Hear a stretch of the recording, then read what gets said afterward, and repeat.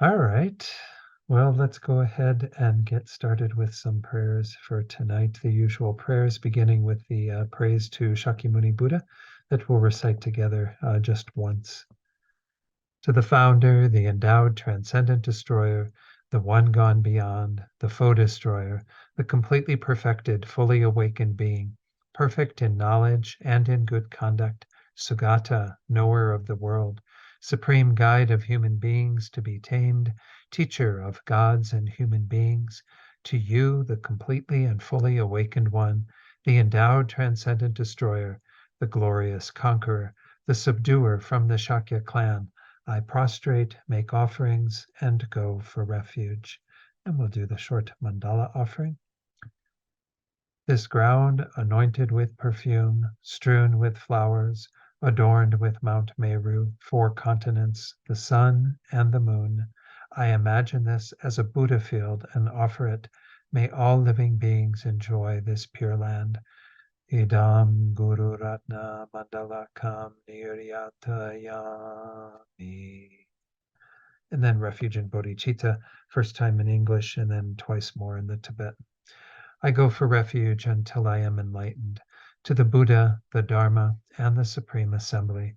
By the merits I create through listening to the Dharma, may I become a Buddha in order to benefit all sentient beings. Sangye chodang soki choknam la jangchu bardu dakni kyapsu chi daki chunyen gipe sonam gi dola penchir sangye drupar shok sangye chodang soki choknam la jangchu bardu dakni kyapsu chi daki chunyen gipe sonam gi dola penchir sangye drupar shok. All right, let's start with a short meditation. Give ourselves a chance to focus the mind a bit and then to set our motivation together. So to spend the first few minutes focusing on the breath in whatever way you prefer. And then I'll come in and lead you in a short reflection to set our bodhicitta motivation. So we'll begin.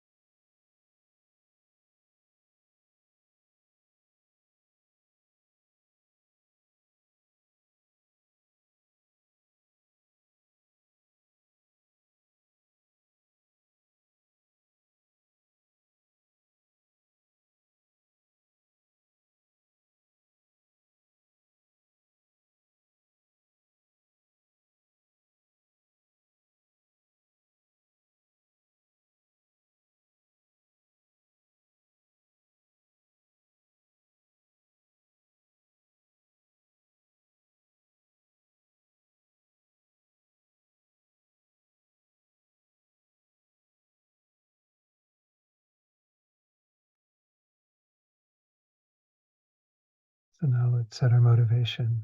And we'll do this tonight by recalling the two main teachings of this text that we've been working with, these two main ideas that inform our bodhicitta, our desire to become a Buddha. The very first one is the clear light nature of the mind, that the mind possesses natural purity. What this means is that our minds are not in any way tainted by any sort of inherent stains. There's no inherent existence to the mind. Everything related to the mind, as well as all phenomena, lack that inherent existence. So the mind has a natural purity. And recall that this is the same purity that the Buddhas possess, only they have the additional purity of having removed all of the adventitious defilements, all the stains in the mind that are there, again, not inherently, but rather through causes and conditions. This natural purity of the mind becomes the foundation upon which we can enact that transformation, removing everything that obscures our minds, developing all the positive qualities, becoming a Buddha for the sake of all beings.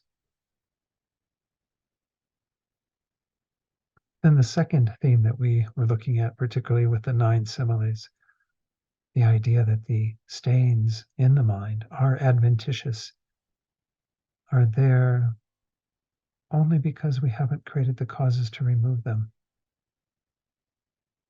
Again, recall the analogy of the glass of water. The natural purity is the clarity of the water that is there, even when the water is polluted. It's kind of there under the surface. But the pollutions, the dirt that we have in the water that is similar to the obscurations we have in our own minds, is removable. It's not inherent to the nature of our minds, just like the dirt is not inherent to the nature of the water. And through a process of purification, the water's clarity can be manifest. Just as with the process of purification and removing everything that obscures our mind, the natural purity of our minds can then be manifest completely. So again, these two ideas inform our bodhicitta because we all have this same potential based on the natural purity of our minds and that of all minds, the minds of all sentient beings, and the adventitious nature of what defiles the minds of others as well as our own minds. Then Buddhahood can be achieved. We can attain that state without a doubt, and all beings can attain that state. So when we set our sights on helping all sentient beings to that degree, it's within that understanding. And when we set our sights on achieving Buddhahood so we can accomplish that, that too is within that understanding. That enlightenment is possible for all beings due to possessing Buddha nature. So hold that thought as you generate the motivation of bodhicitta, this sincere, altruistic intention to benefit all sentient beings to the greatest degree by becoming a Buddha for their sake.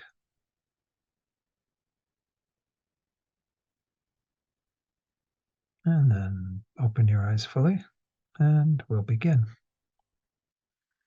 Okay, so we are nearing the end of this text. This is the 23rd session. We have one more session next Thursday. I might mention at this time that due to that being Lama Tsongkhapa Day, I've been invited to lead Lama Chopa Puja at the center, the Guru Puja, and that will be at 3:30 to 5 in the afternoon. We thought we'd do it earlier in the day for those people who don't want to drive in the dark here in Santa Fe. So anyway, I'm going to be leading that. So Venerable Dundrup, so he wouldn't have to stay at the center till evening, and so that I could, come home and just have a more relaxed pace to my day. We decided to do the final class online as well. So just know that that won't be happening at the center. So if you want to go to the center for Lama Chopa in the afternoon for Lama Tsongkhapa Day, then you can do that and go home. put on your jammies and watch the teaching from home. So whatever, you don't need to be formally dressed for my teachings, you know that. So, all right, so let's go ahead and get back into one of these last sections. There's, I think, total of 10 chapters in this text, but the last chapter is just like the name of the chapter. So of course, we won't be spending much time on that.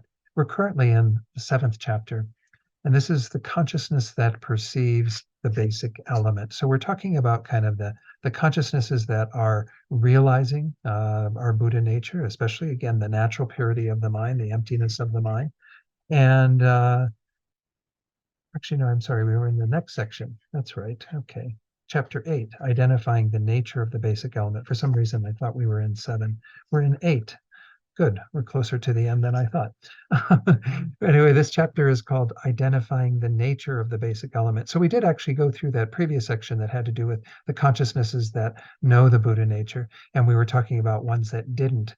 They're going to come into play again tonight in terms of some of what we're going to look at. We began this chapter last week, and it started on page 210. And on 212, I think I'm in the wrong section. Possible that my little thing here is in the wrong place, but no, I think it is. I think it's in the correct place now. Yeah, what I wanted to do before we continue is to go back just a little bit to verse 156. So this is page 211 of the commentary by Gyaltsab Je. So let me just put this on the page, and then we'll kind of go through what this verse is saying.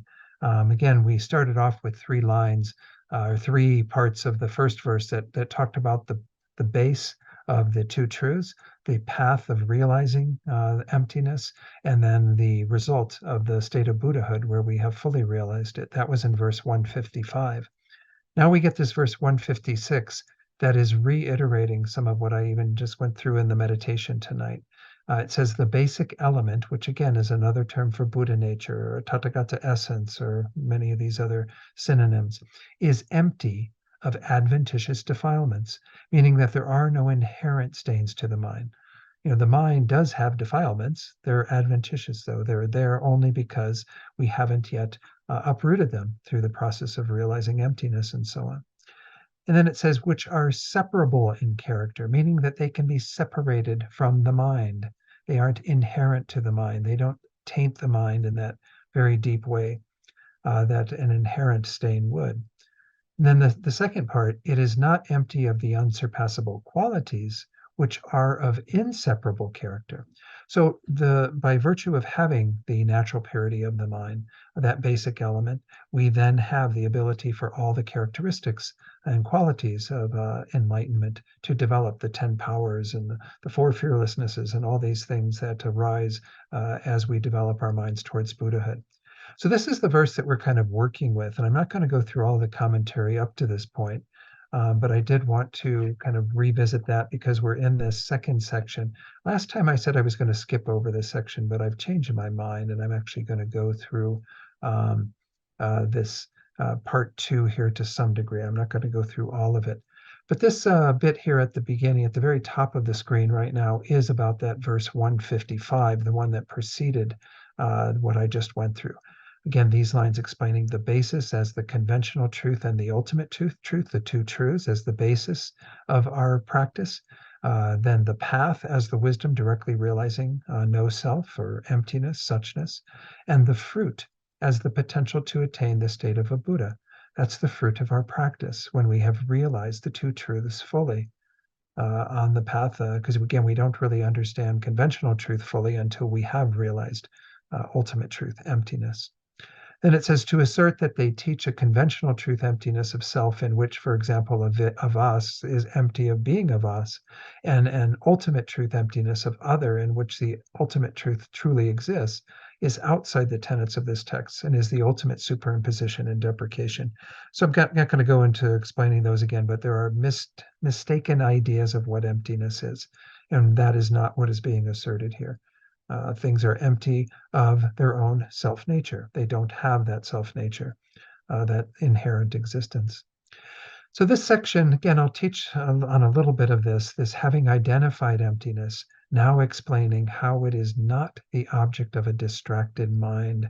Remember, this is one of those beings that we were talking about in the previous section, the consciousnesses that are not yet able to discern emptiness, those that are distracted from emptiness. So let's go into the actual meaning of this. The commentary, whenever it says the commentary, again, this is a Sangha's commentary on Maitreya's text that Gyaltsep J is commenting on. So the commentary asks, what do these verses teach? Within this naturally and totally pure Tathagata element, there are no objects of afflictions to be removed. So he explains as he says, objects refers to the two types of self, meaning the self of persons that we are imputing on people, ourselves especially, and the self of phenomena that we are imputing on the aggregates and other phenomena that exist in the world, other than the person. Afflictions refers to holding to the self of phenomena and persons, the afflictions that arise on the basis of those objects that we are holding to as having a self. And removed means previously existing and later removed. And that would be, again, in an inherent way. There are no inherent objects to be known now and to be removed so that they are not in the sphere of our consciousness later. Again, we have that false grasping at those things. That's the root of samsara, that we believe that we ourselves and all phenomena exist inherently. But that has never existed. There are no inherently existent objects of the afflictions to be removed because they've never existed. The mind has once more that natural purity that I was referring to in the meditation tonight. The natural purity of the mind means that it's never had an atom of inherent existence. It never will. All the afflictions that are exist in the mind also don't exist inherently. Nothing exists inherently. So everything is naturally pure, a natural nirvana, as it sometimes is called. So again, this is what this verse is saying. These two verses are saying essentially is that within this naturally and totally pure Buddha nature, there are no objects of afflictions to be removed because no such afflictions exist inherently, right? Then the next paragraph, it says, this teaches that an emptiness, which is empty of existing by its own nature, empty of existing by its own characteristics, and empty of existing by its own entity, is the ultimate truth. Emptiness is the ultimate truth. This is, again, the view of the Prasangika Madhyamaka school. That is the way in which the Tathagata essence text that we're studying, the Uttara Tantra by Buddha Maitreya, is being set out in line with those tenets. In which case, its presentation of the two truths, he says, is identical to that presented by the master Nagarjuna. Again, just reiterating that. The last paragraph here, it says, in this element, there are no objects of enlightenment, meaning that there is no self of persons and of phenomena, which are the two objects of the wisdom directly realizing no self, to be added in the sense of not existing previously and then added later. This is because the reality of this pure Dharma, undivided by opposing forces and so forth, this emptiness of existing by its own nature, is the very nature of this element. So this first paragraph that I just went through a short while ago, and then the second one, or this third one that I just went through now, these go back to this very first part of verse 155 that's on the screen now there. There's nothing to be removed, no inherent stains or afflictions to be removed. There's not even the slightest selflessness to be added. Why? Because selflessness is already the characteristics of things. So that's what we're essentially saying in that paragraph, that second paragraph that I read that pertains to that second line, is that when we talk about selflessness being something that we realize newly, because we haven't realized it yet, well, we don't bring it into existence as something that wasn't there before. We are coming to know the true nature of things. Just like there's, when we remove the afflictions, which we do through that direct realization of emptiness, there were never any inherently existent afflictions or inherently existent objects of the afflictions or anything that we're suddenly negating. Those just were a figment of our imagination. They didn't exist in reality because nothing exists inherently.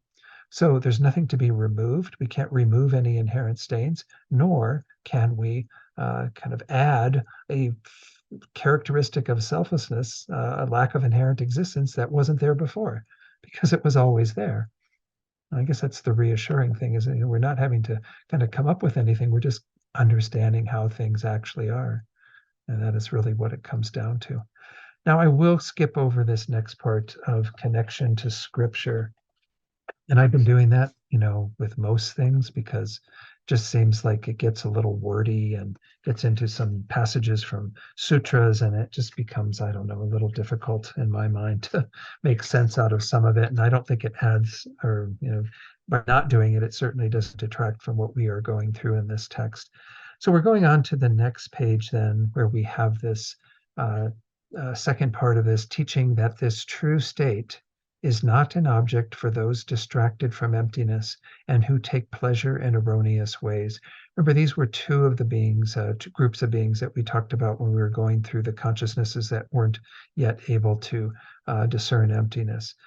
Those distracted from emptiness were those on the bodhisattva path who had not yet discerned emptiness correctly. And then those who take pleasure in erroneous ways were the hearers and solitary realizers who are not following the Madhyamika tenets, who are actually only realizing the characteristics, the 16 attributes of the Four Noble Truths and so on. They're not realizing things as lacking inherent existence. So they're caught up in erroneous ways. Again, not that they're completely in error, because the Buddha taught them as a path, but they don't get you to the final destination, because you have to realize emptiness. So we're mainly going to be talking about that group of people. But nonetheless, this is in a section that's mentioning for those both distracted from emptiness and who take pleasure in erroneous ways. The meaning section says, their minds wander from this way of emptiness into the erroneous by falling into superimposition and deprecation. So here we're talking about mainly these hearers and solitary realizers who have not yet come to the profound view, the perfect middle way view of emptiness that we are studying. So they are falling into the two extremes of superimposition and deprecation, in that they are superimposing inherent existence, and they are deprecating, not allowing for the full existence of what comes after achieving nirvana. Remember, we saw that when we studied them a few classes ago, that they were putting forth that consciousness is destroyed at the end of the continuum of the being when they have realized arhatship. And this, of course, is not, this is a kind of denying something that the Buddha says exists, because our consciousness actually does go on. And of course, those beings who even achieve arhatship end up going into the Mahayana path and becoming Buddhas eventually. So it says here, this is described by the line beginning without meditative equipoise and not single-pointedly, ... So that's again just citing from a Sangha's commentary. Then he says, by saying that without the exalted wisdom of ultimate emptiness, it is not possible to perceive the non-conceptual sphere, this passage is teaching that the naturally pure element is the ultimate truth. In other words, it's the emptiness, again, of our minds that is our naturally abiding lineage, our natural Buddha nature, that this is, again, that the non-conceptual sphere, the sphere of understanding emptiness, that is the ultimate truth to be realized. That is the ultimate emptiness. Beings who are not capable of seeing that have not yet seen ultimate truth. Those beings who are hearers and solitary realizers, they are realizing a realization along the way, but they have not yet gotten to the point of realizing ultimate truth. Then there's another little connection to scripture. This one is not so long, so I'll read this one, but it's a little bit of a puzzle. It says, with this in mind, it was said, again, that's from the Sangha, the statement in this citation that the exalted wisdom of the Tathagata essence is the exalted wisdom of the Tathagata is referring to constant meditative equipoise. Again, recall that when we talk about the Tathagata, we're talking about the Buddha. When we say Tathagata essence, we're referring to the Buddha nature that is there in all beings that are not Buddhas. So the exalted wisdom of the Tathagata essence is, the exalted wisdom of the Tathagata only in the context of it being a constant meditative equipoise on emptiness. Usually Tathagata essence is not referred to as being equivalent to a Tathagata. It's again the Buddha nature that develops into a Tathagata. But when we talk about the exalted wisdom, then again, we have to qualify it as only referring to those beings who have attained the state of a Tathagata, who are constantly in meditative equipoise on emptiness. Then the last sentence, it not being in the scope of the hearer and solitary realizer, is as explained earlier, right? When we talked about how they were, again, not being able to fully fathom emptiness because of following these erroneous paths. It says and this refers to their lack of ability to perceive it by their own means, meaning again that they have not yet attained the wisdom that can discern it, because they still have a kind of what we called it then, I think, was by faith, that they were kind of knowing emptiness by faith, but they had not yet investigated it through reason and analysis. And this is just simply saying that we're saying that they have not yet done this, but it doesn't mean that they don't do it, because for them to actually achieve the state of arhatship, they have to do it. And this is the one thing to emphasize, according to Prasangika Madhyamaka, that hearers and solitary realizers, these are again the two practitioners on the Hinayana path, they have to get the same realization of emptiness as the Bodhisattva on the Mahayana path. Because all three, in order to accomplish their goal, must realize the same emptiness, the lack of inherent existence of whatever basis they're analyzing, the I, other phenomena, the aggregates, what have you. So essentially, this is just reiterating that these are beings who have not yet found what we are discerning as ultimate truth, which once more is the emptiness of inherent existence of whatever phenomenon. They have not yet come to that because they've been following a pathway that, although it was taught by the Buddha, is not leading them to that realization directly. It will lead them indirectly, because they will realize that they are not attaining the results that they are seeking to achieve. I mean, I think it would be pretty evident that if you're realizing these coarser views of selflessness, and you're not yet realizing the emptiness of inherent existence, that you're not actually achieving any of the kind of removal, cessations of the obscurations as you're going through your path. Again, these hearers and solitary realizers, these two, they remove just the afflictive obscurations. The Bodhisattva removes those first, but then they go on to remove the knowledge obscurations, the imprints, the predispositions of ignorance that are giving rise to a false view, a dualistic view, a view of inherent existence. So now we go into another little section in the same part of the text. It's called, the title of the outline is Validity. And this is just reiterating some of what we've already seen. So I'm not going to spend a whole lot of time on it, but I'll go through it nonetheless. This section is taught in 3 parts. First, teaching that the Tathagata essence is the Dharmakaya essence, and is therefore not an object for the first of the 4 groups of people, those who have fallen into views on the transitory collection. Again, it's the first of the 3 groups, but the first of the 4 consciousnesses or people that fall into those groups. This is ordinary beings who are still clinging so tightly to the view of the transitory collection, the view of the I and the mine, the possessor that is the I, of that being having inherent existence. So again, that begins the Tathagata essence, ... The reason is that the exalted wisdom realizing the Dharmakaya is the antidote to views that cling to extremes. So again, what we are talking about here is this Dharmakaya essence, this essence that allows us to attain the fully enlightened mind of a Buddha, is not in the domain of those who are ordinary beings still clinging to the transitory collection. That's the antidote to any of their views that cling to the extremes. And again, they're clinging very tightly to the extreme of permanence, of eternalism, thinking that they and other things exist inherently. So that was the first group. That's the first part, is essentially those beings who are still ordinary beings who have not yet found the teachings on emptiness.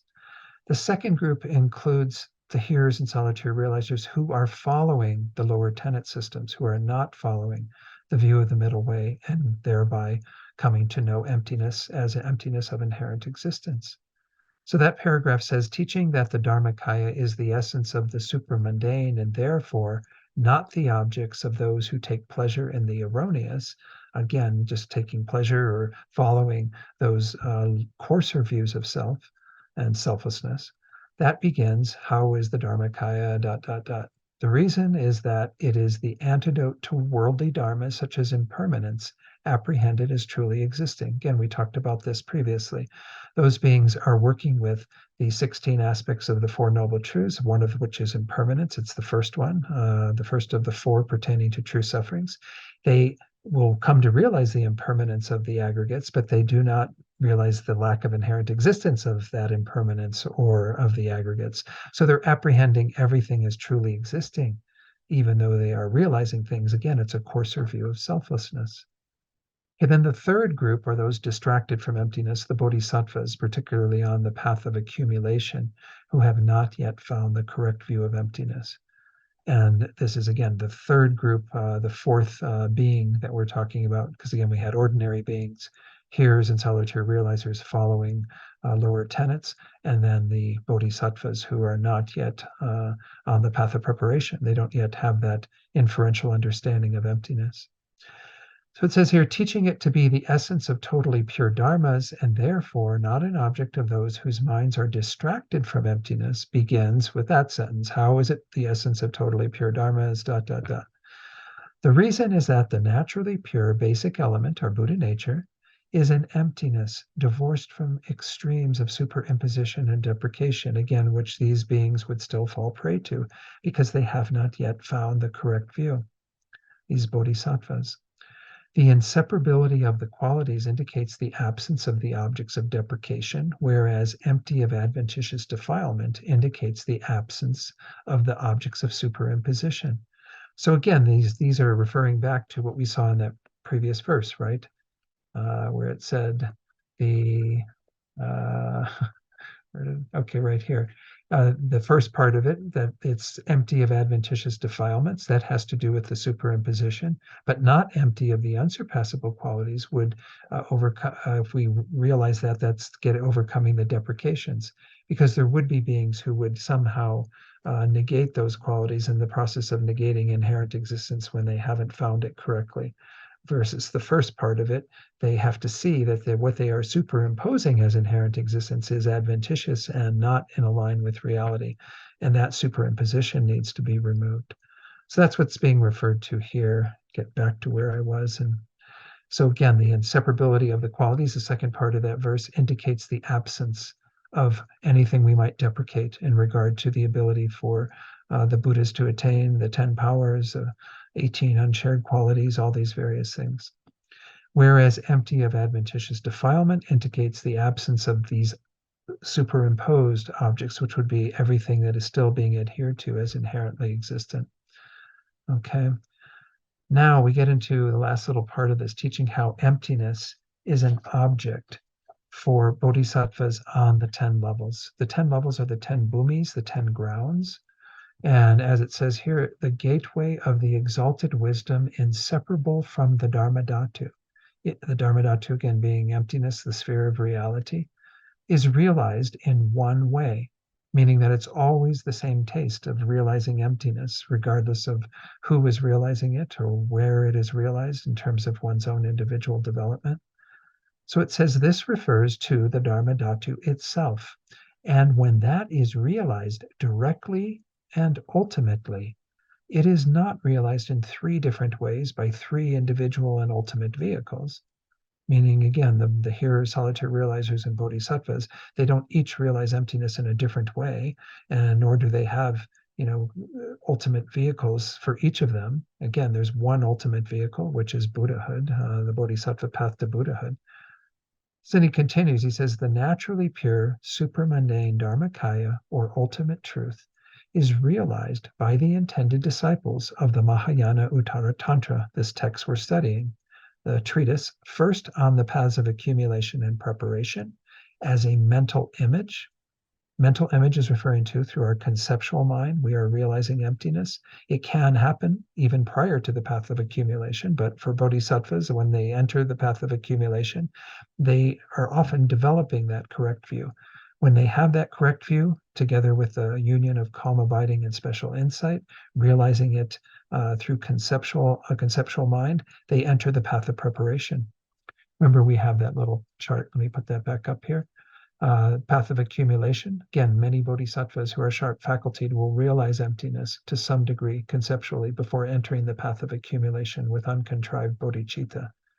Then the demarcation between those two, path of accumulation and path of preparation, is this point D, which is a union of calm abiding and special insight that is observing emptiness, meaning it has the correct view of emptiness at that point.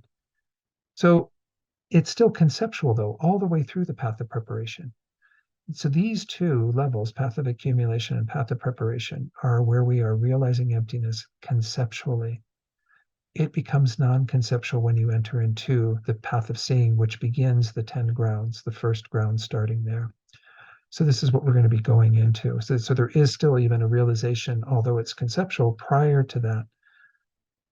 The fourth line from the bottom of that paragraph, it says, as for direct realization, rather than, again, the indirect one that was through a conceptual image, a mental image, such a view of this belongs to the bodhisattvas of the 10 grounds, the 10 levels, who see the Tathagata essence a little, meaning that although they see it by means of constant meditative equipoise, it is a meditative equipoise alternated with post-meditative sessions.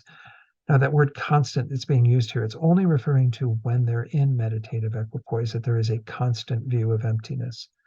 Remember that when they enter into, like here on the path of seeing, you enter into it with what's called an uninterrupted path. Again, that's that first part. That is your perception of emptiness appearing to you in a direct way so that it's like water poured into water. That acts as the antidote on the path of seeing for the acquired afflictive obscurations. Then in the path of release, which follows shortly after, you then have the cessation of those. You've created the antidote towards them, and then you have gotten rid of them completely so they will never return in the mind. Then you come out of that meditative equipoise into the white area here. That white area is called subsequent attainment. You're going about your business doing bodhisattva deeds. You're influenced by the wisdom that you had in meditative equipoise, which was, again, both of these, the uninterrupted path and the path of release. That's a complete meditative equipoise. But you don't have that direct realization again unless you go into a meditation on it. And at some point, your meditation will become effective in removing the kind of coarsest level of the afflictive obscurations that are innate. And you continue that process and you eventually remove those all the way up to this point H that happens as you enter into the 8th ground. And then you remove all of the knowledge obscurations when you are going through that. What was being said here again is that for all these bodhisattvas on the 10 levels, they see emptiness by means of a constant meditative equipoise while they are in that meditative equipoise, but it's alternated with post-meditative sessions, again, what we call subsequent attainment frequently. Thus, it has been taught and asserted that it is seen by the exalted wisdom of reality. So we are seeing it in a direct way on the bodhisattva path at those times, but of course the bodhisattva is not seeing it directly outside of meditative equipoise, unlike a Buddha. Now, in regard to this part, I can skip connection to scripture, but I think I'm going to try to go through this one. It's pretty easy, I think. It starts with this phrase, I guess, that is perhaps from a sutra, like the sun in the sky with clouds, yours is a one-sided wisdom. It's kind of a bit of a puzzle when you look at it just in those words. It's talking about how, like, if you have the sun up in the sky with clouds, well, then you're only seeing the sun part of the time. So that's why it's being called one-sided wisdom, because only one side is being seen. You're not seeing it all the time. And that's because the ultimate truth is only seen in meditative equipoise. This is referring again to those bodhisattvas who are only seeing emptiness directly in that herringbone area, the meditative equipoise. When they're in the white area outside of that, they do not have that direct realization any longer. They are alternating between those two. So it says, even the Aryas, the superior beings who have entered the path of seeing and above, with their pure wisdom eyes, referring to those bodhisattvas dwelling on the higher levels, do not perceive it at all times. However, Bhagawan, yours is the limitless wisdom reaching every aspect of the Dharmakaya, pervading the sphere of countless phenomena, reaching to the ends of space, by means of a constant meditative equipoise. For a Buddha, it's constant all the time. It's not like they come out of meditative equipoise. So he says, thereby seeing it, seeing emptiness at all times. Thus it has been taught. So then it's Gyaltsab Je says, the meaning of the above is that the Bodhisattva Aryas only see the suchness a little because they alternate between meditative equipoise and post-meditation session. It does not mean that in the direct realization of suchness, there's a difference in the degree of seeing. Such an assertion is an ill-informed presentation. So it's not like when we say seeing a little, that they're only like seeing emptiness to a smaller degree, and then they see it to a greater degree. The realization of emptiness is the same in every meditative equipoise. And again, among all three practitioners, if they are seeing emptiness in the way that it is taught by Prasanga Madhyamaka as a lack of inherent existence, and they're seeing it non-conceptually, it's the exact same realization. It's being called a little just in that it is a little portion of the time that they're on the path. They are mainly in subsequent attainment after their meditative equipoise, that post-meditation period, where they are engaging in deeds and accumulating merit and doing all the things that they do, informed by that wisdom, but not having that wisdom manifest directly. So let me actually stop here just to see if there were any questions, because that concludes that section that again started back on page 210, identifying the nature of the basic element. I find these last sections to be it kind of, I'm still getting my head around like the big view of the entire section. But we were mainly focusing on emptiness there, and emptiness being equivalent to the Buddha nature, the basic element. And that is what we're really referring to, is the emptiness of our own minds, the emptiness that is perceived as people progress through the path. That was in the previous section. Certain beings were blocked to seeing because of various situations that they were in. Any questions or comments on that? No. All right, then let's carry on. The very next section begins on page 215. It's called The Purpose of Teaching That Sentient Beings Possess the Basic Element. I kind of alluded to some of the points we're going to come across in this section way back at the beginning, the very first class, when we talked about kind of what Buddha nature, the teachings of Buddha nature are to help us to overcome, which are some of the misconceptions that we might have about ourselves or about our path or whatever. We're going to touch on some of those, and maybe as part of this at the very end next week, we'll revisit that list that I went through way back at the beginning of this course, which I've been encouraging you to kind of take a look at and see as you're going through these teachings and accumulating more knowledge about Buddha nature.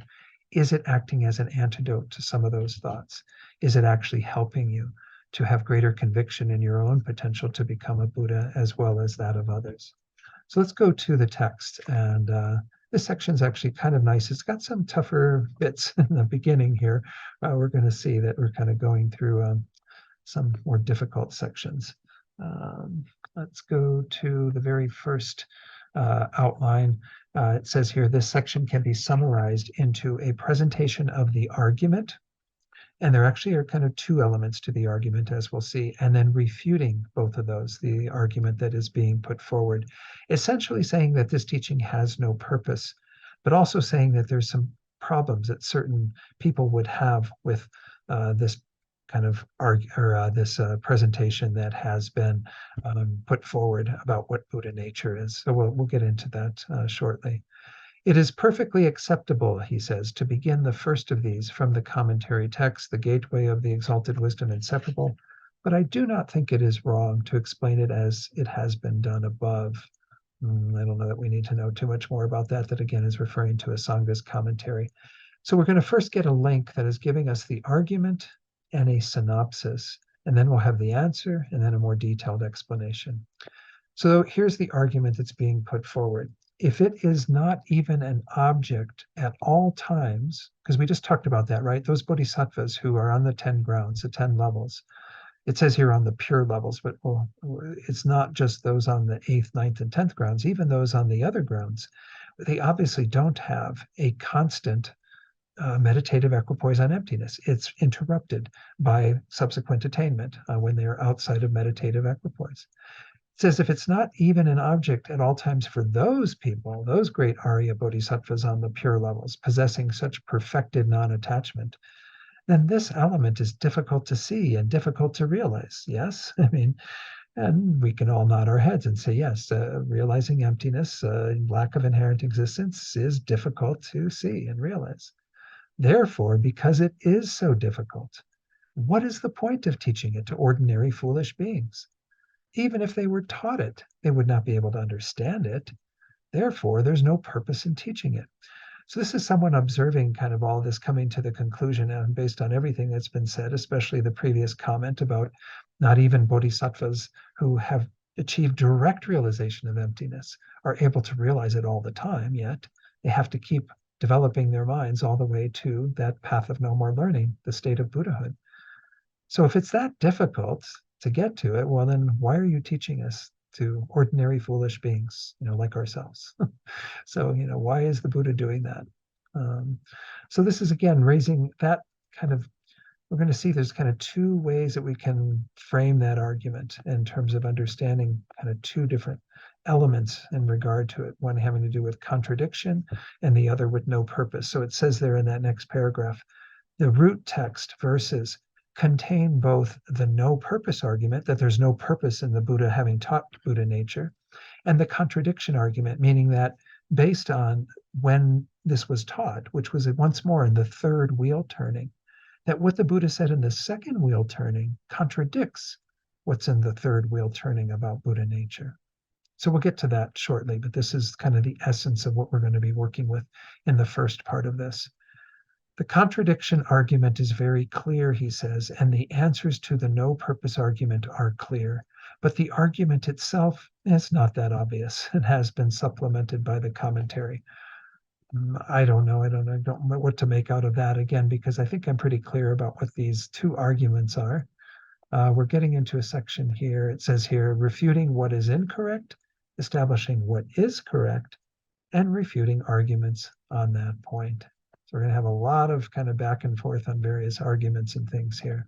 Let me actually stop it here and take it to the slides, because I think it might be worthwhile, even though we aren't fully into these two arguments, to share what Geshe Tenzin Temple says about these two arguments. I think it's his commentary that goes into this.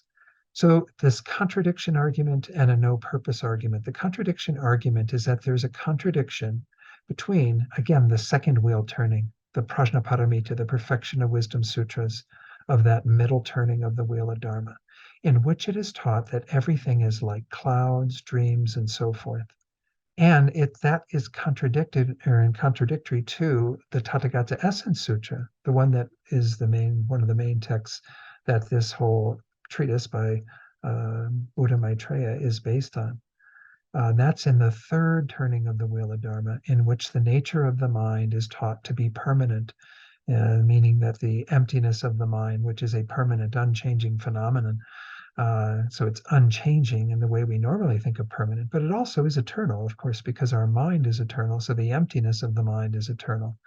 It's always been there and it will always be there. It's just our minds will eventually be free of what defiles our minds currently, and we will attain the emptiness of a Buddha's mind in essence. But it's kind of getting to that idea that there's a contradiction between the way these two sutras are teaching something. Is everything lacking inherent existence, or is there some sort of permanent fundamental nature that we can point to as having some sort of essence? I don't know. Again, that's kind of how I take it. Then there's secondly the no purpose argument. It's that the basic element is so difficult to understand. We saw that again in what we already read in the commentary, that there's no point in teaching it to ordinary beings, right? So I can go ahead and go through this right now. I mean, this is kind of the way it's set out initially, though we're going to get into more detail.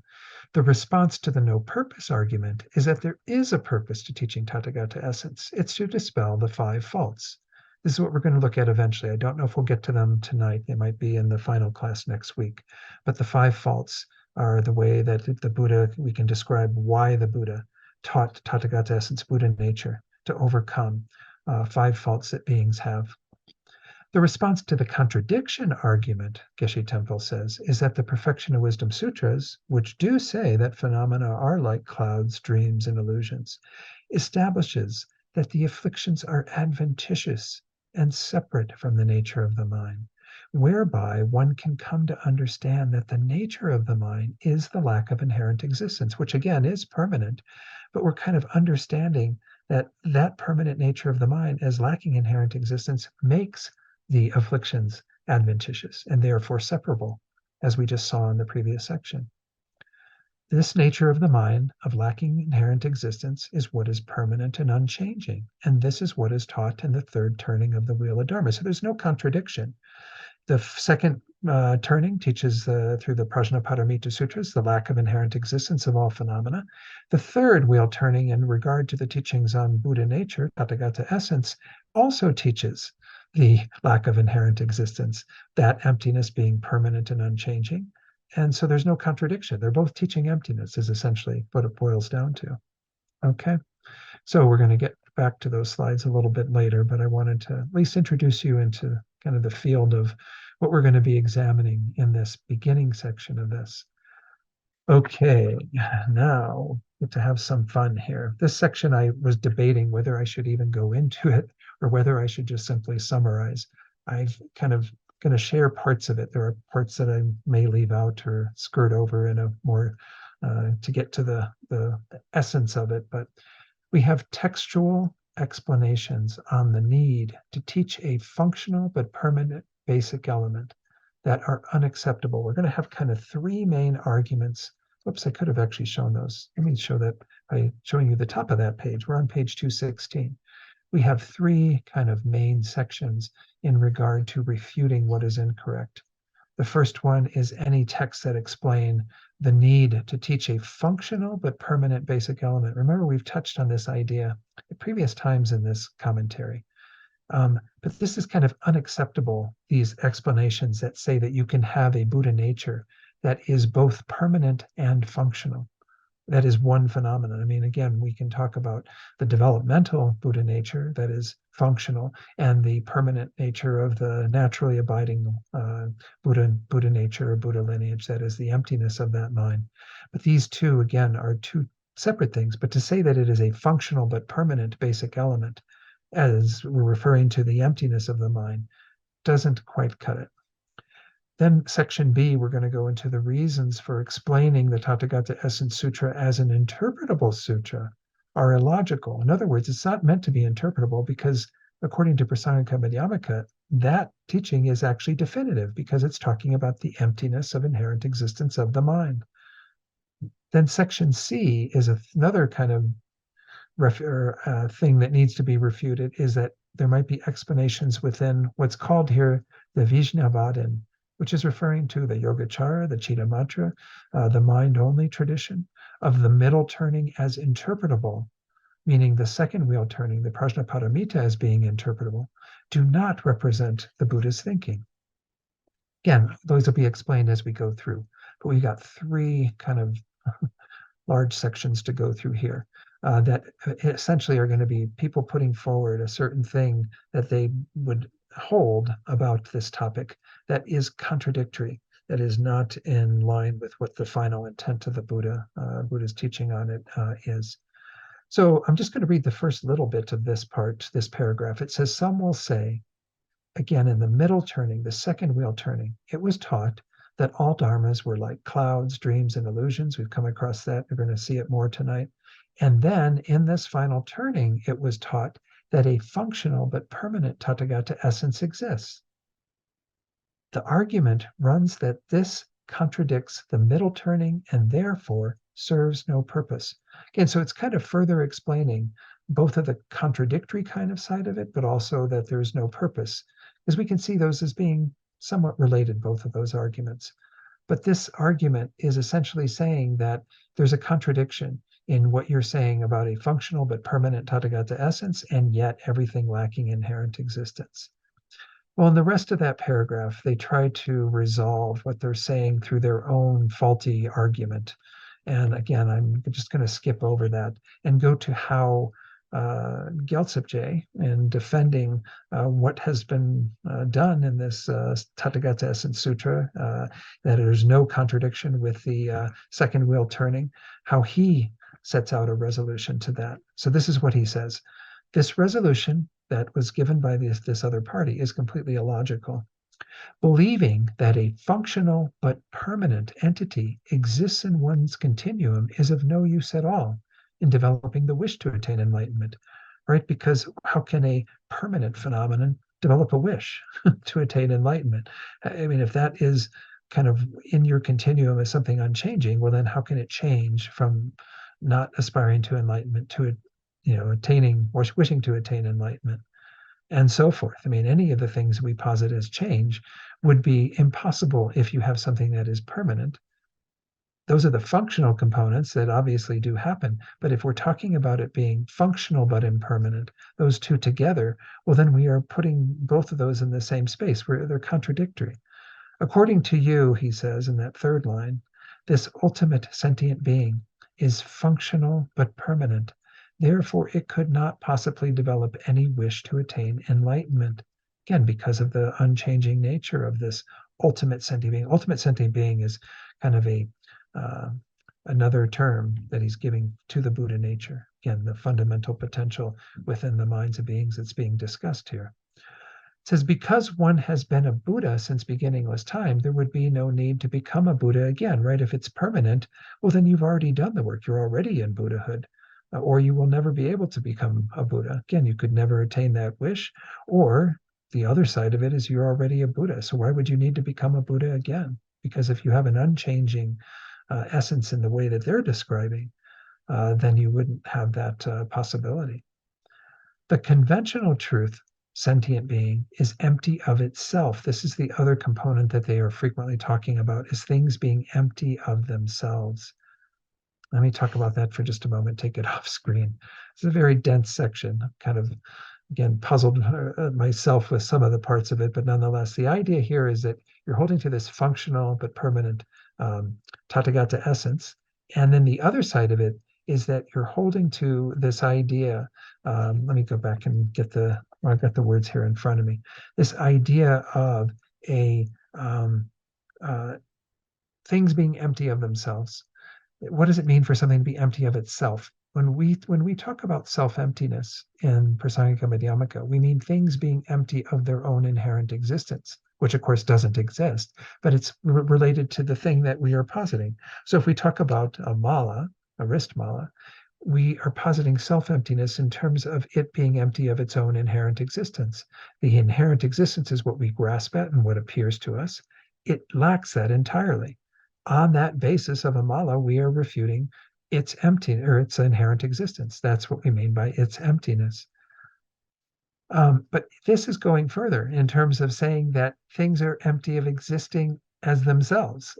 So mala is empty of being mala, as opposed to being empty of being an inherently existing mala.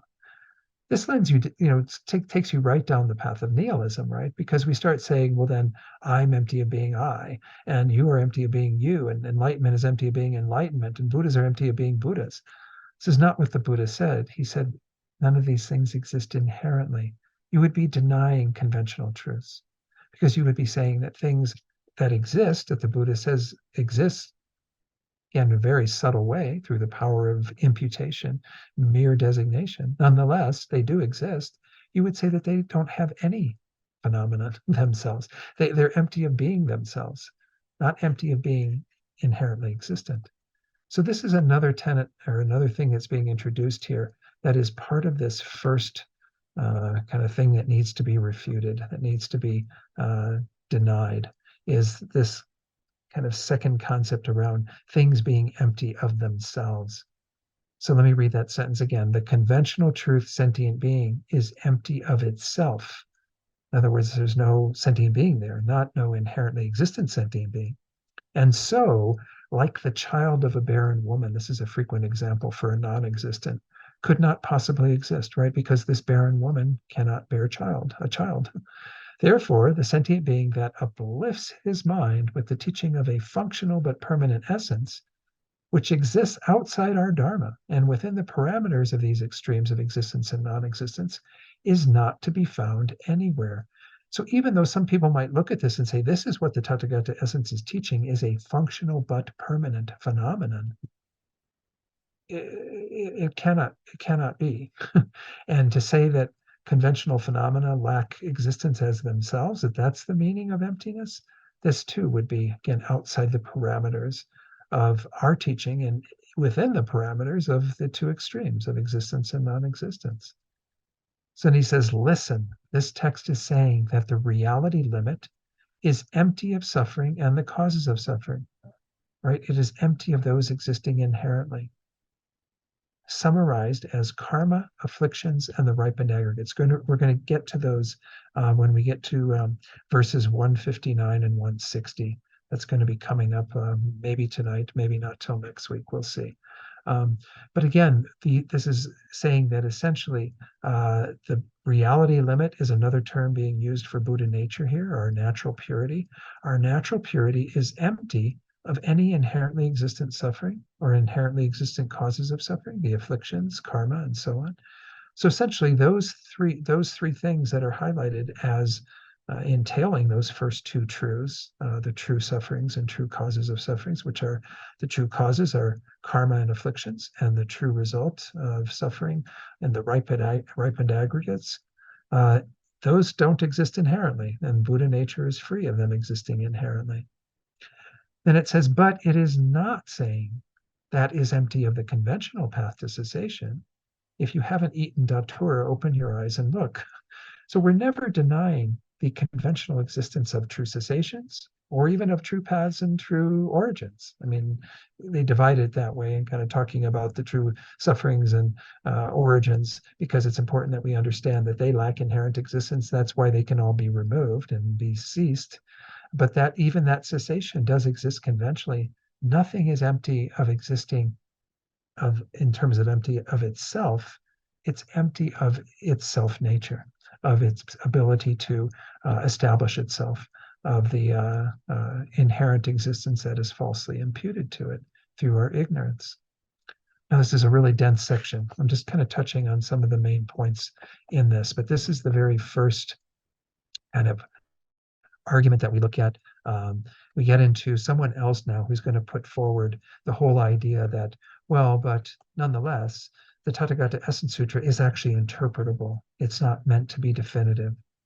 So it says here, some whose teachings are in tune with the meaning of self-emptiness expressed above, again, that view that we were talking about, that meaning of self-emptiness, claim that there is no identification of anything, that we cannot say this is this and that is that because things lack their own identity, that they don't have that. I'm empty of being I, you are empty of being you, and so on. And therefore, we cannot make divisions by saying this is good and this is bad because nothing exists at all. So what is the point of enthusiastically ascertaining what is to be cultivated and what is to be discarded because things don't exist even as themselves, right? Again, going too far in what's being refuted. To establish all phenomena of dependent origination by valid perception, and then to refute them and not devise any system of presentation because they depend solely on a mistaken mind, is very contradictory, because a mistaken base of dependence on which these conventionally existing phenomena are not established is not even validly realized in this system.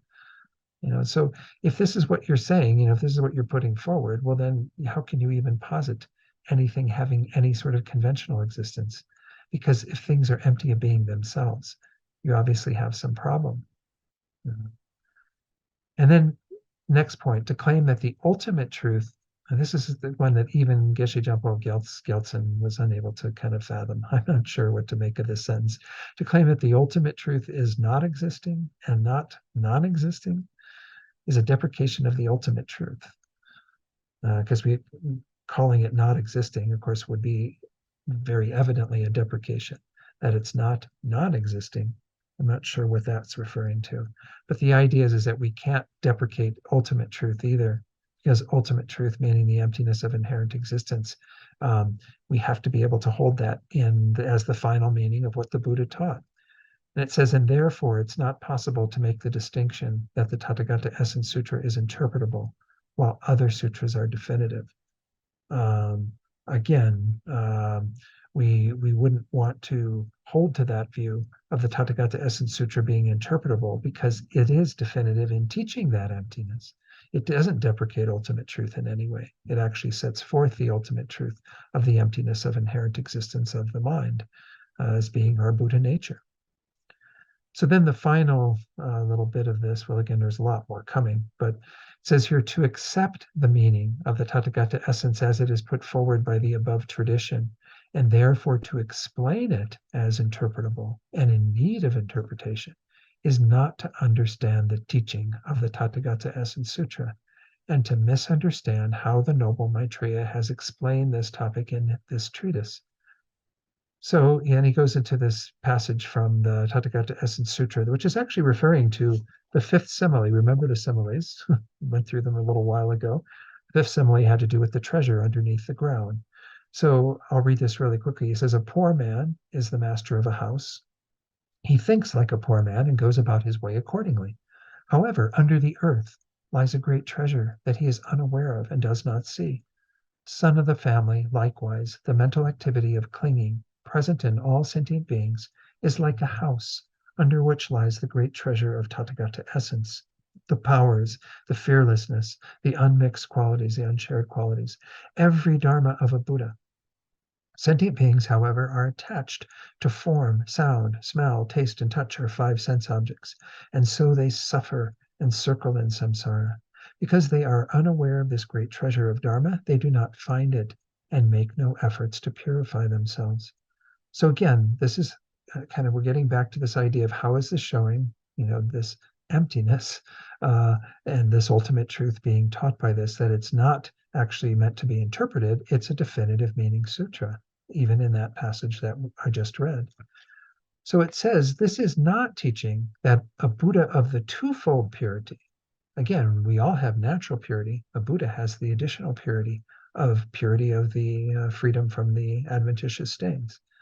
We're not teaching that the Buddha of twofold purity exists in the continuum of each sentient being, but speaks literally of the treasure of the qualities of the Tathagata essence of powers and so forth that will arise in the future. That is the seed from which all of these things can develop. This emptiness allows for the developmental lineage to eventually become a Buddha with all of those qualities. It is not, he says, talking of the presence of the actual qualities themselves in this moment. So we're not saying that you have a fully developed Buddha who is there as the Tathagata essence in all sentient beings.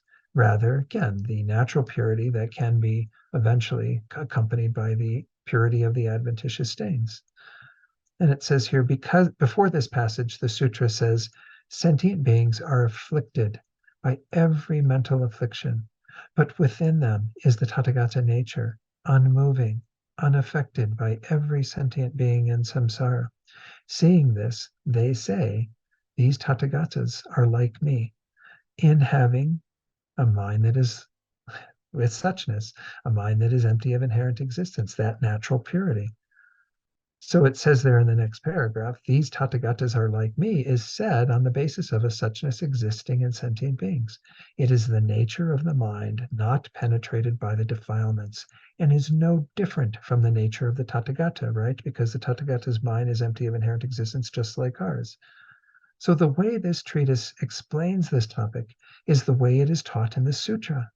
And it does not establish the sutra as literally teaching that a Buddha exists in sentient beings, but teaches by clearly explaining the thinking of the sutra. If it were not correct to clarify the wording as it appears in the sutra, then you would have to believe, for example, that sentient beings themselves are Tathagata essence, because the sutra also says all sentient beings are seen as the Tathagata essence. And just to continue, well, let me take it off screen for just a moment. So what we're talking about here is, again, it's a lot of words, but we're essentially putting out that when the Buddha says in the Tathagata Essence Sutra, part of the third wheel turning, that the essence is there, this undefiled natural purity that is in the minds of sentient beings who do have stains, that essentially he's teaching the same emptiness as in the second wheel turning. There's no contradiction between the third wheel turning pertaining to Buddha nature and the second wheel turning, because they're speaking to the same reality, the ultimate truth that is the emptiness taught in the second sutra through things like the heart, or second wheel turning through things like the Heart Sutra, no form, no feeling, no discrimination, etc., all of that, as well as what's being taught in the third wheel turning when Buddha nature is taught, when we're talking about the emptiness of the mind being that treasure underneath the ground, or any of these similes that we've used to refer to that naturally abiding lineage that is there, that can be, again, brought to its full purity through the path that comes to see it and practice realizing it and so on. Everything that we've talked about already in this whole course. So this is, again, just reasserting that you cannot say then that the third wheel turning is interpretable, because it's actually definitive. It's actually giving the same view of emptiness that is taught in the second wheel turning. Okay, just a bit more on this. We're almost done with this section, but we have a third section because, again, there's a third group that needs to be somewhat refuted or rebutted in regard to a view that they have. Here it says, because it might be wondered if the statement from the sutra that a Buddha exists in sentient beings refers to the Dharmakaya with its twofold purity. This treatise clearly states that it refers to nature, meaning, again, our natural purity that is the one element of the twofold purity, but not that we have the second element of twofold purity. We don't yet have purity from the adventitious states. And like our own system refutes and does not teach the Dharmakaya with its twofold purity existing within the continuum of sentient beings, right? That isn't what's being taught, that we have a full Dharmakaya, full purity, the twofold purity within us. No, we have the natural purity that is the basis for achieving the purity of the adventitious states. The intelligent will come to understand this from careful and detailed examination.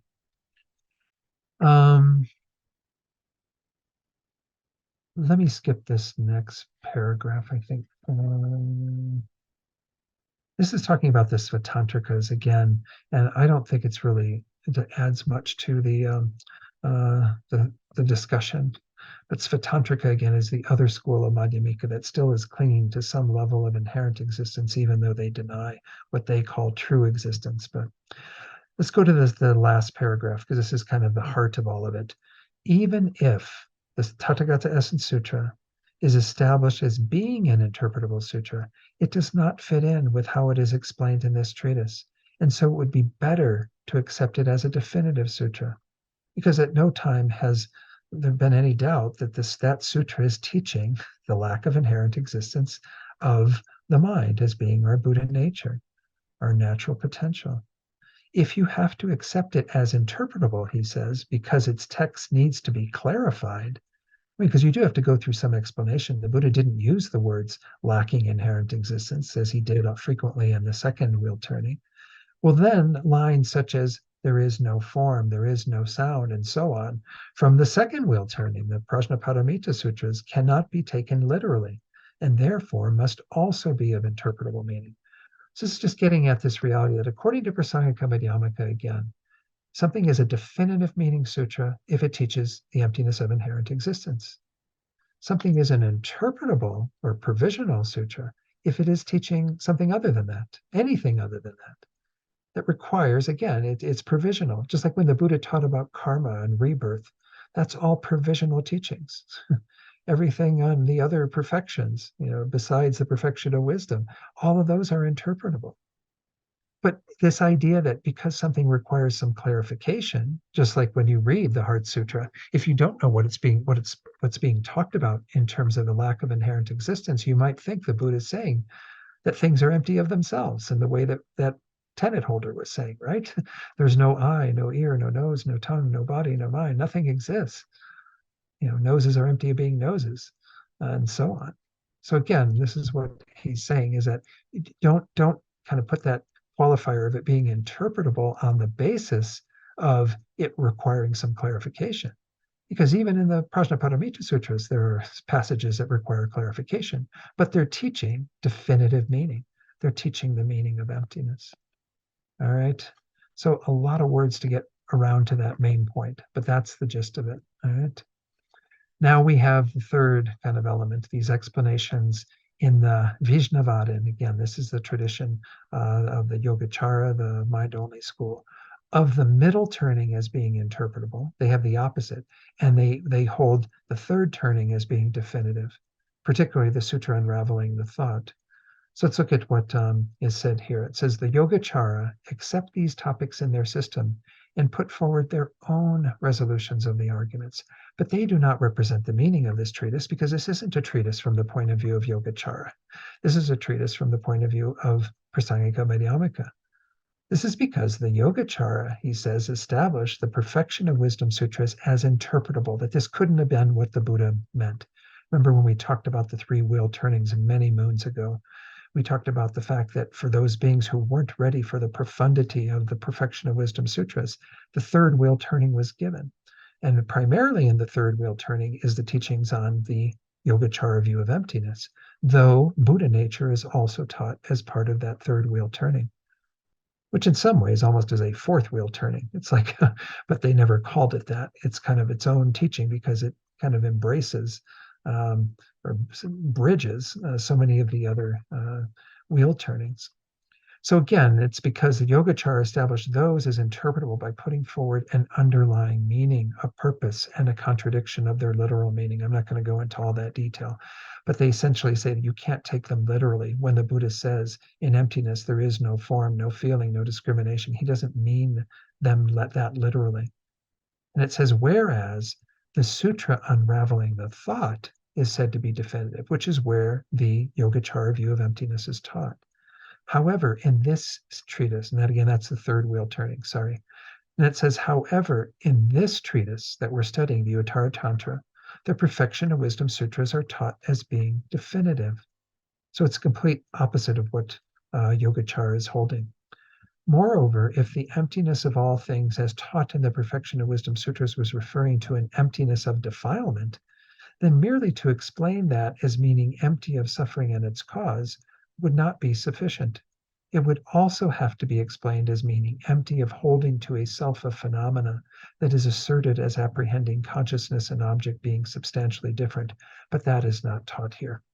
So again, what he's saying is that you would have had to talk more about this Tathagata essence, this Buddha nature, being related to the emptiness as taught in the Yogacara school.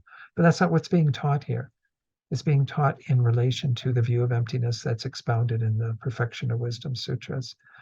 So essentially in this third one, all he's saying is that Yogacara has it backwards. These Vijnavadins, these practitioners of that who adhere to the third wheel turning, specifically the Sutra Unraveling the Thought, which talks about the emptiness of the apprehended and the apprehender of being different substantial entities, meaning again that in the Chittamatrin view, the external object that is perceived and the mind that is perceiving that are arising from the same substantial cause, which is an imprint, a bakchak in Tibetan, on the mind that gives rise to this dualistic appearance of subject and object, and that is fiction, according to them. There's no external object. This is all arising within a mental horizon, giving a false view of externality. At least this is how it's taught. Again, for practitioners, it might be somewhat different, but that's the third of these kind of refutations or arguments. Wow, that was a lot. It took me more time to get through that than what I thought. But okay, so this is an important paragraph here, establishing what is correct. Okay, so going back to what we started with, the contradiction argument is that in the Perfection of Wisdom Sutras of the middle turning, everything is taught as being adventitious, like clouds, dreams, and illusions, and that this contradicts the Tathagata Essence Sutra of the third turning, in which the nature of the mind is said to be permanent in the sense of unchanging. That's the contradiction argument, all right? Then we have the no purpose argument, is that the basic element is so very difficult to realize that there's no purpose in teaching it to ordinary foolish beings. As to the refutation of these arguments, the purpose is taught to be the dispelling of the 5 faults. We saw that earlier from Geshe Tenpel's explanation. And the resolution to the contradiction argument is that by establishing holding to true existence, summarized by the afflictions as adventitious in the sense of not penetrating to the nature of the mind, the emptiness of the true existence of all things, totally free of elaboration, is effortlessly established. That when we establish that what is going on is that our afflictions, beginning with our root ignorance and everything else that arises on them, and then the karma that we create and the sufferings that happen from that, that whole tree of samsara that I'm often referring to, all of that is based on something that is not in accord with reality and therefore not in the final nature of the mind. The emptiness of the mind is totally contradictory to a belief in the inherent existence of the mind and all other phenomena. So when we come to see that, then again, we have the exact, antidote to the whole process. And that's what makes the afflictions adventitious and makes it possible for us to attain Buddhahood. All right. And then the final part of it says, therefore, in the sense of both being definitive, there is no difference between the Perfection of Wisdom Sutras of the middle turning and the Tathagata Essence Sutra of the third turning. And this will be explained in the text commentary. Okay, now, went too far. Refuting arguments on this point. The question is put forward. If holding to true existence is categorized as an obstruction by affliction, I don't know if I really even need to present this. This is talking about kind of something that happened in one of the commentaries or sutras that was essentially saying that even holding to the three spheres of the person who's doing the action, the agent, the action, and the object of the action as being inherently existent, that somehow that is also part of the knowledge obscurations. But that's a misunderstanding. Again, recall the difference between these two.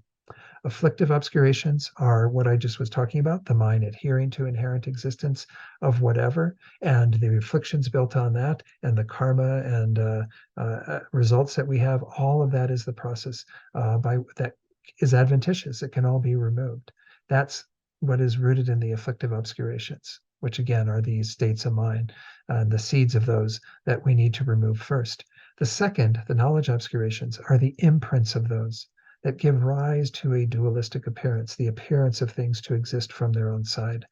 And that's not removed again until we get to the pure grounds of the Bodhisattva path.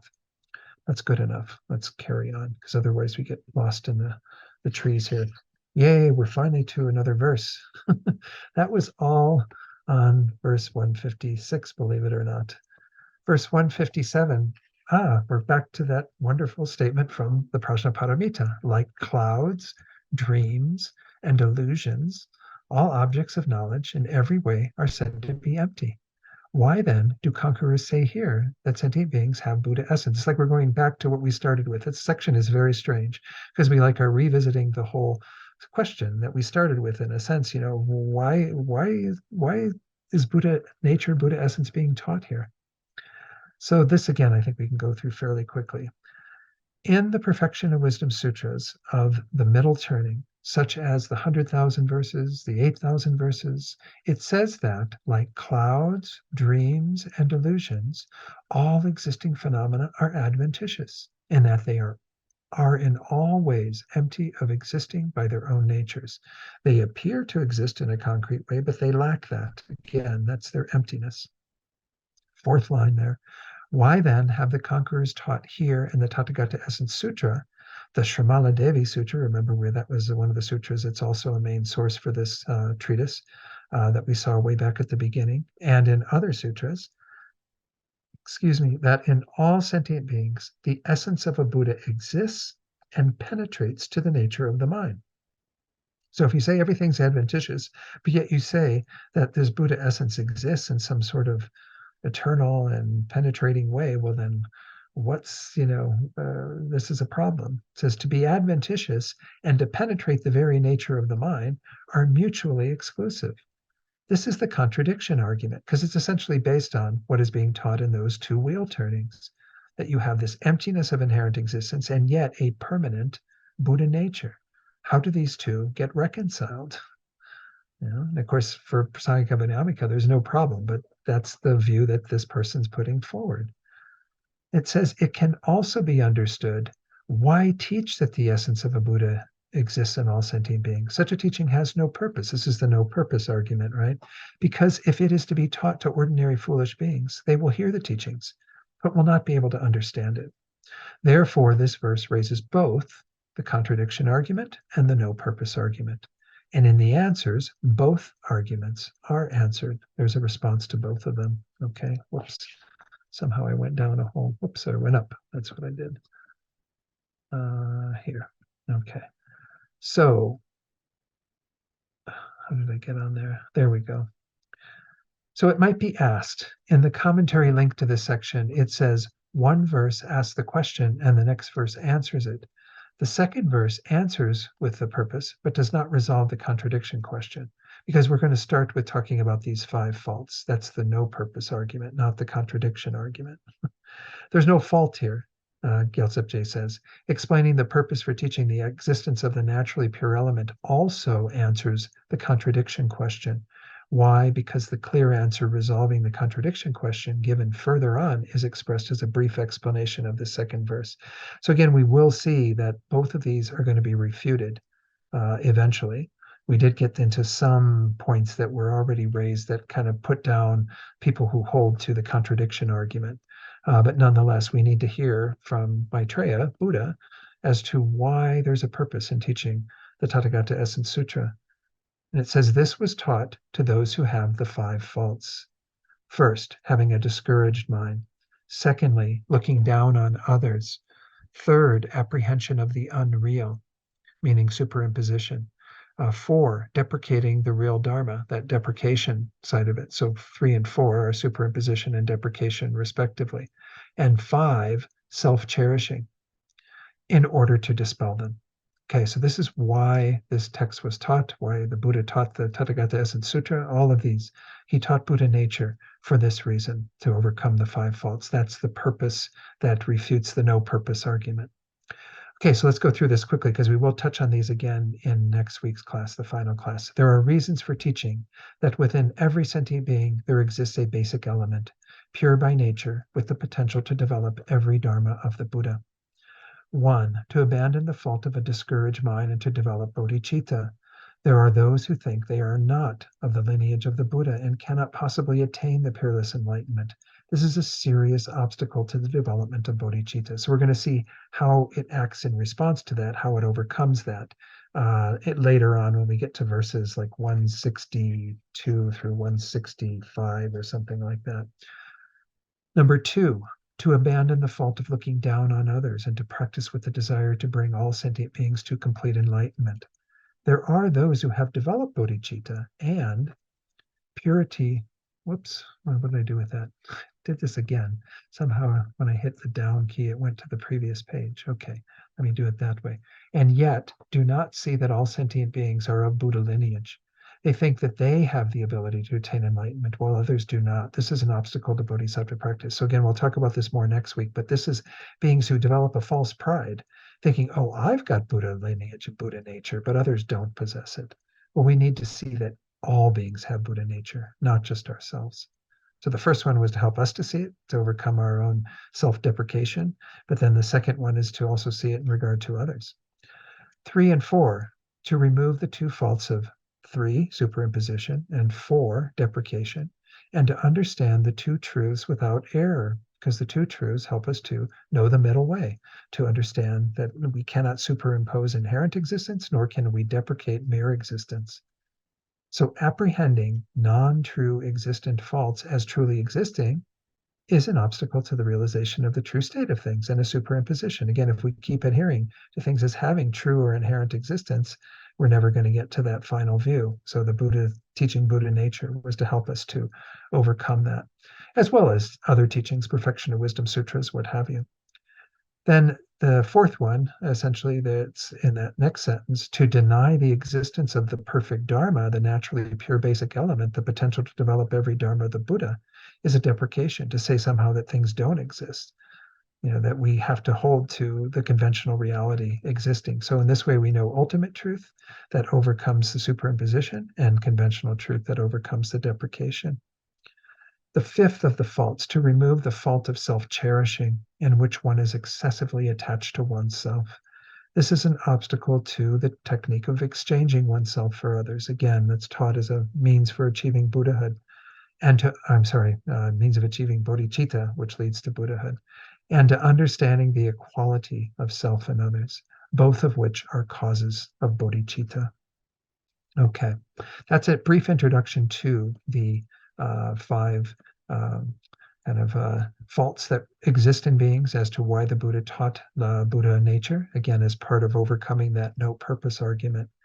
So it says here, this teaching was given in order to remove these five faults in sentient beings and to develop the above qualities. Abandoning the five faults, one exchanges self for others and then develops bodhicitta. One then enters the practices, specifically the last two perfections, right? Concentration and wisdom that are taught more extensively in all the Lam-Rim texts. This is the reason for teaching and realizing the existence of the element. Of course, it leads us to Buddhahood by overcoming those faults. We get over the fact that thinking we can't attain enlightenment. We also see that other beings all can attain enlightenment as well. We overcome any superimposition and deprecation, and we overcome our self-cherishing and learn to embrace all beings in the mind of bodhicitta. And we enter the path on the basis of that and become a Buddha. The final paragraph there, if one sees the naturally pure element taught in the third turning as being identical to the emptiness taught in the middle turning, one will understand how the 2 points mentioned in the previous verse do not contradict. Again, that essentially, there's 2 points. I'm not sure, I don't remember from the commentary that I was reading, but essentially we can say that if you get to the right meaning of emptiness, then certainly the 2 points that were 3 and 4, you will not have committed those faults, right, of superimposition or deprecation, because you'll have found the middle way. It is the perfect road between those two faults, those two extremes. I think that's what's being referred to, but let me look that up during the break just to make sure. Okay, so we are to the middle of page 220. This is where we'll start in our final class. And I think after this, we don't have so many pages, and I'm pretty hopeful that we'll be able to make it through. I will have to revisit some of what I did tonight because we won't kind of have reached the final bit of this whole argument, the two arguments, the contradictory argument and the no purpose argument. But nonetheless, we're in the ballpark here and heading towards the finish line. So, all right. So before I take it off screen, let me show you what I'd like you to discuss during the discussion period. From our last class, we didn't have time to go into there. Not that we didn't have time, we didn't have time to go into the material to discuss this. So now you're able to discuss this to some degree based on what I explained tonight. Hopefully I explained it well enough. I don't know. Again, there's some pretty dense sections, obviously, that we went through. Please explain the two arguments that Gyaltsab Dharma Rinchen says are contained in the root verses within the section of his commentary on the purpose of teaching that sentient beings possess the basic element. So I didn't hold on to any of the stuff from the previous section that we went through, chapter 8. But if you want to go back and discuss some of chapter 8, you're certainly welcome to do that. What are the 3 points pertaining to those arguments that are raised by opponents about the basic element? Again, those were the 3 we spent a fair amount of time with and kind of spent some kind of examination of what those arguments are about and how they're kind of briefly refuted in that section. We're going to see a deeper refutation in terms of what's coming up, but nonetheless, they were refuted to some degree. Again, those 3 sections, I think you are with me on that, know where that was discussed. In regard to the first of the 2 arguments, you can also discuss this to some degree. After Maitreya asks in verse 157 why the Tathagata essence was taught, he replies in verse 158 that it was taught to those who have the 5 faults. What are the 5 faults, and how does the teaching on Buddha nature aid in overcoming them? This we haven't gotten to yet. That's again in verses 162 through 166. But at least discuss the 5 faults and make sure that you're clear on what they are so that next week, when you do a little discussion, hopefully we'll have time for that next week as well, then you can talk about them in terms of how they are overcome through the teaching on Buddha nature. Okay, I'm going to give my voice a little rest and let you all begin discussion. So please, I don't know if anyone wants to take lead of that. Maybe Stephen, if you wouldn't mind, or Shayla, one of the 2 of you. since you're usually leading them in the Gompa Yeah, or sure. and I'll be kind of listening in here and there, and maybe about 5 minutes to 9, I'll come in and we'll see if there are any questions from discussion. Thank you. Okay. Yeah, maybe what I'll do is I do have a little single handout, one page that doesn't go into the detail meditation on each of the steps, but gives you the full listing of all the steps. I'll send that on to Venerable Dundrup so you can post it on the materials page. So Yeah. what I realized I didn't do, let me do this real quickly and then see if there are any questions, but I didn't share some of the other slides that I put together. Again, this was the 3 points. You did a wonderful job of discussing these. Thank you, Stephen, for leading discussion. It says here again, these 3 points. The first one, according to the resolution proposed, there's a conventional sentient being that's empty of itself and an ultimate sentient being that is permanent and functional. Remember, I pointed out those 2 points were being made. If that were the case for the conventional sentient being, it wouldn't exist then, right? Because it's empty of itself, just like the child of a barren woman. Okay. Then, on the other hand, the ultimate sentient being who has existed since beginningless time and is endowed with all the qualities would not need to attain enlightenment because it's already enlightened. Okay. That was Geshe Tempel's on the first one. Again, just in a real summary form. I'm sorry I missed going through those. I just kind of forgot in the trying to plow through the material. Number 2, there are those who assert that the Tathagata Essence Sutra teaches a permanent and yet functional essence. However, to say that it teaches this and therefore should not be taken literally is wrong, because it does not teach a permanent but functional phenomenon. The sutra is a definitive meaning sutra, not a provisional or interpretative meaning sutra, because it teaches emptiness directly. Again, so it's not teaching this functional but permanent, it's teaching the emptiness of the mind being our natural purity and our Buddha nature. Then third, the Yogacara Chittamatra system says that the Perfection of Wisdom Sutras are not definitive meaning sutras, but are interpretative meaning sutras. On the other hand, for this system, the Sutra Unraveling the Thought is a definitive meaning sutra. Therefore, it's not correct to explain this text in accordance with the Chittamatran viewpoint, since the sutra is a definitive meaning sutra, as are the Perfection of Wisdom Sutras, according to Prasangika Madhyamaka. Again, I put that in brackets because it's always to be qualified that that's the view of Prasangika Madhyamaka, whereas Chittamatra again would say the opposite. The Chittamatra understanding of emptiness, as we saw briefly, is in terms of the emptiness of the apprehending consciousness and the apprehended object being different substances or substantially different. Oops, I'm sorry. Happened there. This is the bit on the 5 faults that we went through. I'm going to go ahead and just go through this quickly. A qualm has been expressed in that 157. The emptiness of inherent existence of all phenomena, their suchness, is taught extensively in such texts as the Perfection of Wisdom Sutras, where the examples of phenomena being like clouds, dreams, and illusions are also used. This is from Geshe Loden. Why then should this suchness, the natural Buddha potential, be taught yet again, as set forth in the Tathagata Essence Sutra? This is kind of his way of putting it forward, that does it make sense to teach this suchness again, or is something else being taught, I guess would be implicit in his question, which is kind of the point where our text came from, was that they are teaching kind of 2 different things. Why do we need the teaching on Buddha nature? So the purpose of the teaching of the Tathagata Essence Sutra is to overcome 5 faults. And then he says something interesting. He says, especially the first 2 of these. I would think the 5th one as well, but anyway, that's my thinking.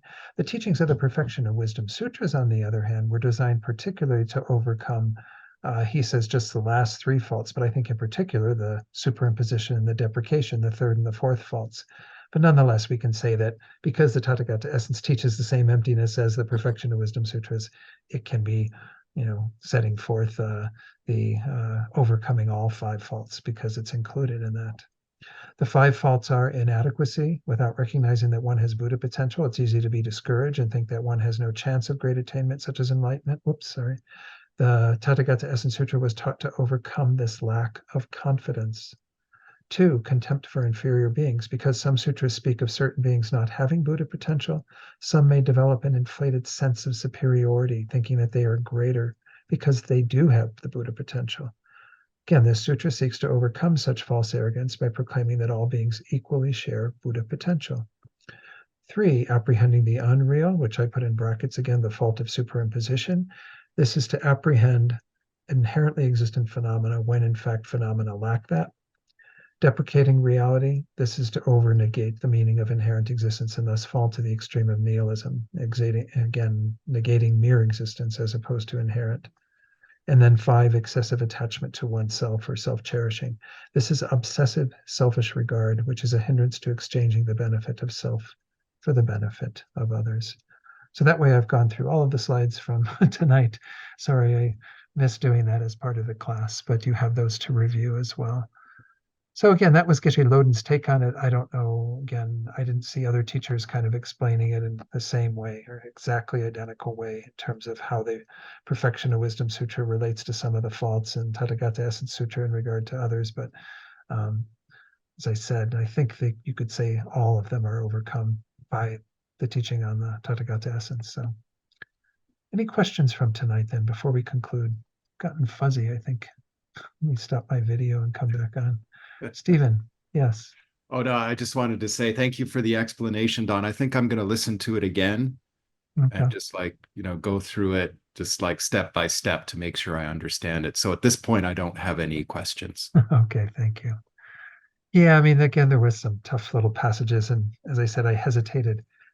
As of last week, I wasn't going to be teaching on some of those sections, and then I decided to kind of Yeah, incorporate them into tonight's teaching I'm glad you did. in the best way that I understand them. Again, my Yeah. understanding isn't perfect either. Um, and so anyway, I'm hoping that I explained them well enough to at least get the main points. Yeah. No questions? Lou, did you have any? No questions. All right. Well, then let's go ahead and do our closing prayers. So let me share those on the screen. Let's see. Let's do the first dedication prayer. Again, we can already, from having been exposed to these first 2 faults, we can see that making this prayer is reaffirming that confidence that we have in our own attainment to our own ability to attain the state of a Guru Buddha.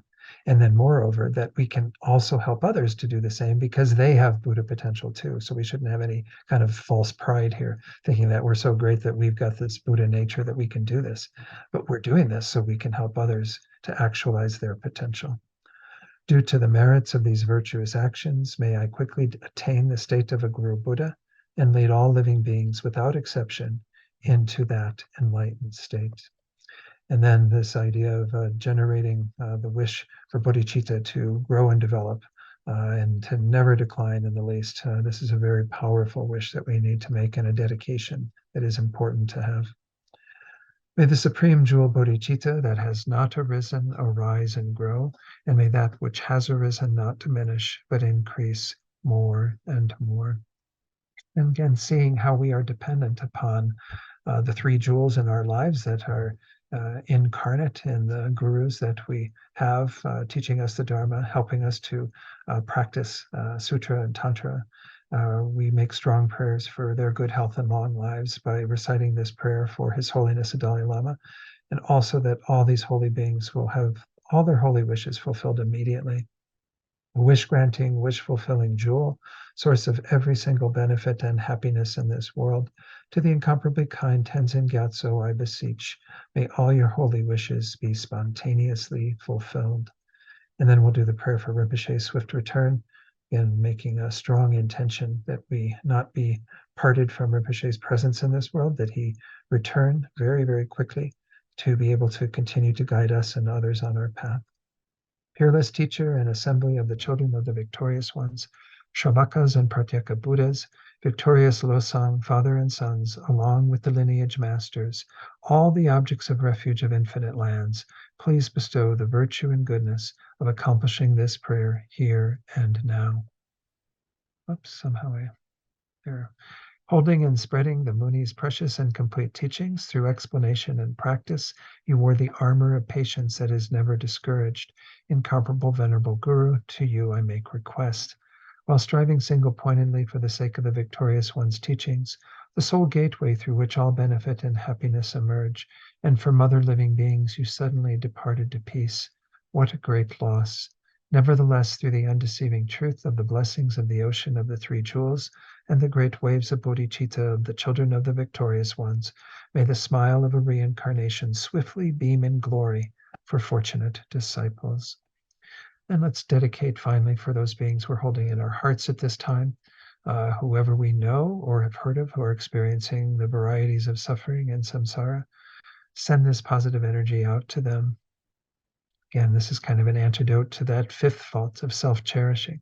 We think about all the merit we've accumulated, all the good things we have in our lives, everything, all this we dedicate for the welfare of others. We give it to them gladly, happily.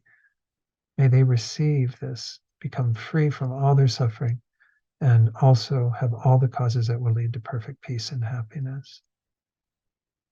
And then extend this beyond just those that we're holding in our hearts right now, but all sentient beings or the object of these dedications. We may be able to have them be free from all suffering and attain the peerless state of Buddhahood through what we've done here tonight. Okay.